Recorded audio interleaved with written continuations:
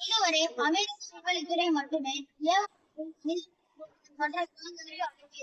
ஆனால் நாங்கள் கண்டுபிடித்த இந்த ஏவுகணையின் மூலம் இந்திய விண்வெளித்துறை இஸ்ரோ மற்ற கிரகங்களுக்கு மனிதர்கள் அனுப்பலாம்.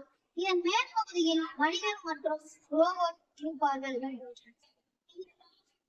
இந்த ஏவுகணை செவ்வாய் கிரகத்தின் மாறி சுற்றுவட்ட பாதையை அடைந்தவுடன் 4 பகுதிகளாக பிரியும்.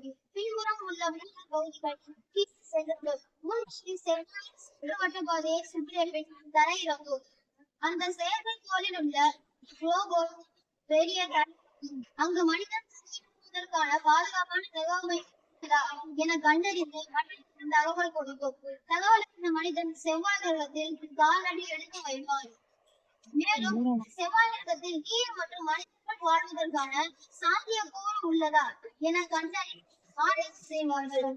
நாங்கள் கண்டுபிடித்த இந்த செயற்கைக்கோள் மூலம் இந்தியா தற்பொழுது வளர்ந்து வரும் நாடாக நாங்கள் கண்டுபிடித்த இந்த ஏவுகணை மூலம் இந்தியா வளர்ந்த நாடாக 2047 இருக்கும். நன்றி.